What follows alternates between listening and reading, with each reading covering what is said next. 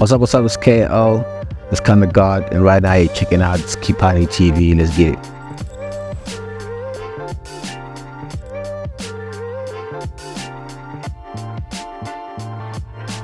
Music is forever changing, and the culture is always changing, and the climate, the landscape.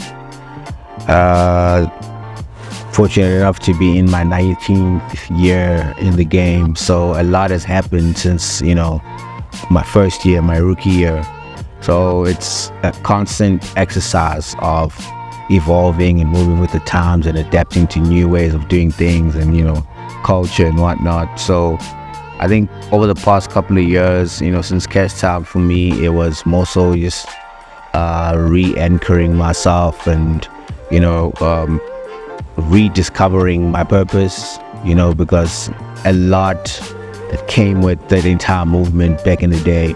And then also, unfortunately, it wasn't only the good, there was also a lot of, bad press and bad energy that came with that. So just having to shake that off and starting off on a new page, I'm not gonna lie, it was really a tough exercise, but through prayer and hard work we got through it, and I rediscovered my voice again and regained my confidence and self-esteem, and started messing around more with different styles of music, and just sort of recent, just watching the landscape and how conventional rap music is not really the go-to. You have the likes of Afrobeat and amapiano and all kinds of things going on right now, so you need to get in where you fit in, and I guess I sort of kind of found a pocket recently.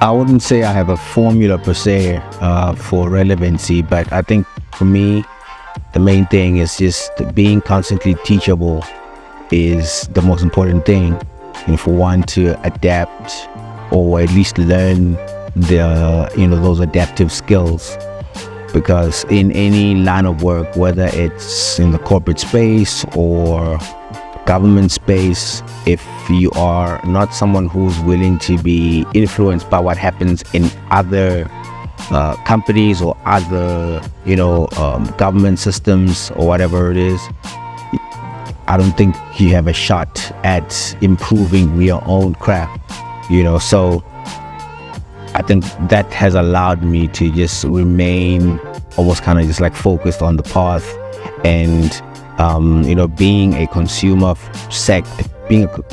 first and an artist second, puts me gives me vantage point, for me to do that. And also just like being humble, and I didn't come into the game for for the frivolous things, whether like just the fame or whatever. I don't even consider myself a celebrity. Like I'm just a human being who happens to have hit songs, and by virtue of that, that trickles down to having a popular name or popular face or whatever.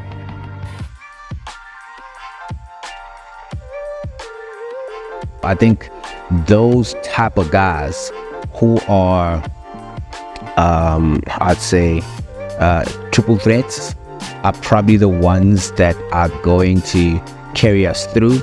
But as it stands right now, off the top of my head, Blxckie is the only one that comes to mind. I'm sure there's a whole bunch of other guys that are still bubbling under. So if I were to entrust anyone in the game right now, I'll probably put the game in Blxckie's hands. He's young, he's still got the right energy.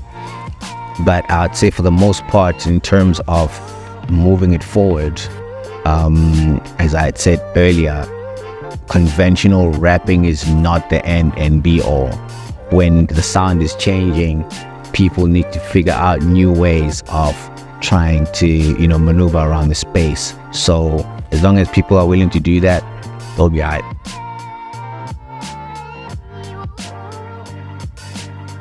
When it comes to music, some of my biggest influences largely just Western African artists, because when you look at what Burna Boy is doing, yeah, cool. Obviously, you have like the guys that are leading the pack over there. But there's also other guys like Omalay and Mayor Kun and those type of people. Just looking at how, even just from a lower tier compared to Wiz and Burner and whatnot, or Thames, these guys, you can already see their footprint worldwide.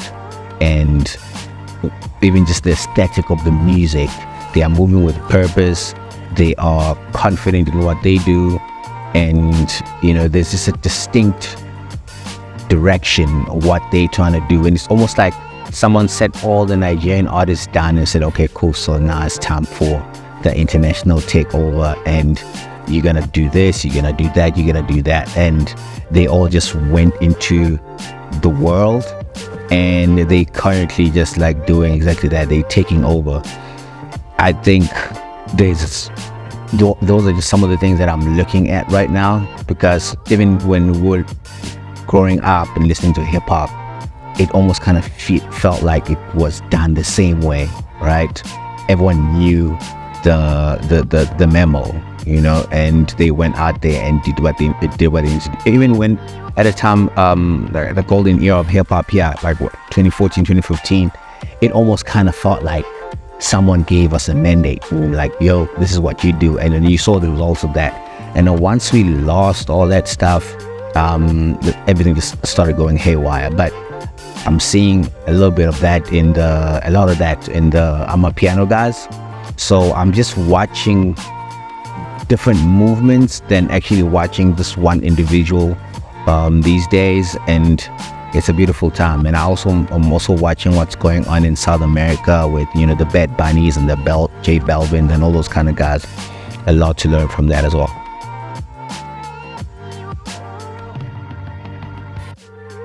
For an album to go platinum in this current climate in SA, a hip hop album to be specific, it's a tall order, and I'm not gonna lie to you and say, yeah, it was all just like the amazing rapping that was happening over there. Dude, like the record that did all the most of the heavy lifting was Sete, and it's not a difficult rap song.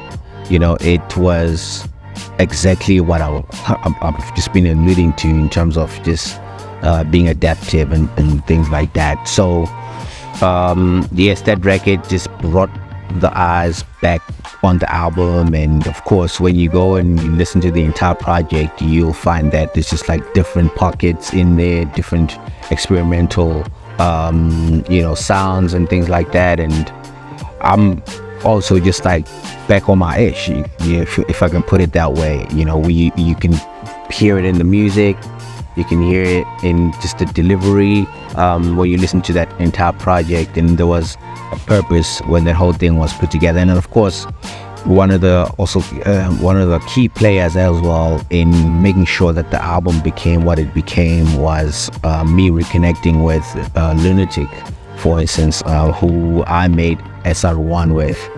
So it's a 360 moment, and to see us sitting on platinum status, really amazing, bro.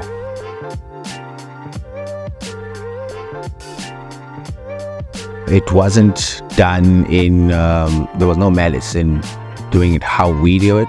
And then if you go and you study the exercise of like remixes, you'll see that the original artists, some of the original contributors, a lot of the times end up being replaced by the new feature just for the purpose of the remix. So there was no ill intentions about that.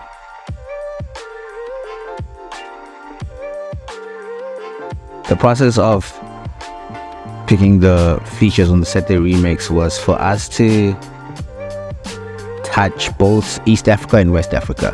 So we're looking for a big dog in the East and a big dog in the West. And then obviously we managed to get the big dog in the West because Diamond Platinum is the biggest thing over there. I'm not gonna lie to you, we're shooting pretty high on the East, and we're trying to get a Burner or those type of people. But he's off the world now, so like respectfully, he's doing what he's doing and we couldn't reach him.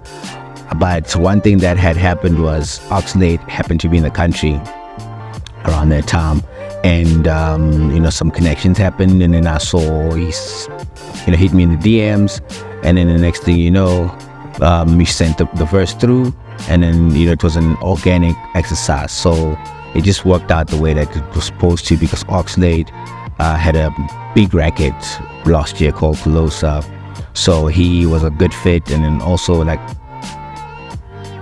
Diamond Platinums is a veteran, so to speak, in the East. Oxlade is new blood in the West, so it was just like a perfect match, I believe, and that's how we did that.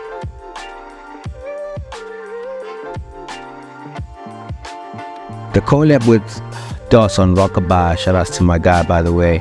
I think, I'm not gonna lie to you, I was sort of kind of revisiting the Sete formula, right? Because I'd seen how a lot of the guys within the amapiano space, cool, yes, they are, leading the charge in what they're doing within the amapiano thing, but a lot of them are not necessarily born and raised, through the amapiano vessel. They come from other, musical backgrounds. Some of them were like R&B artists, gospel artists, and rappers and stuff like that. So when I saw what I was seeing in Stana, I knew that if I put him on in an Afrobeats, R&B type of record, he was gonna excel, and that's exactly what he did.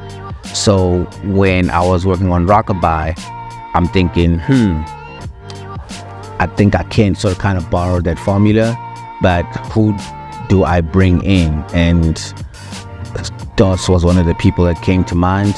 I was looking at hip-hop artists as well. I mean, initially there was a conversation with 25K, and then we were thinking maybe McLaren, but we're just thinking, okay, cool, how can we actually just like create that shock value? And DOS came to mind, and then he came to the studio and he did his thing, and boom.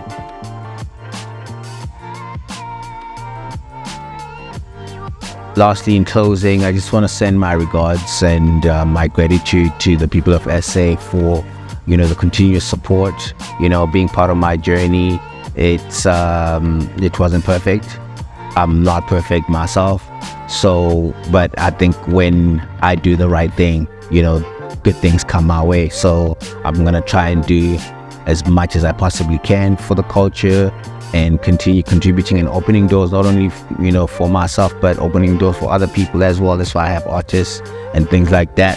But yeah, continue supporting and streaming our music. We do this because we trying to entertain you guys, and also just to represent our country.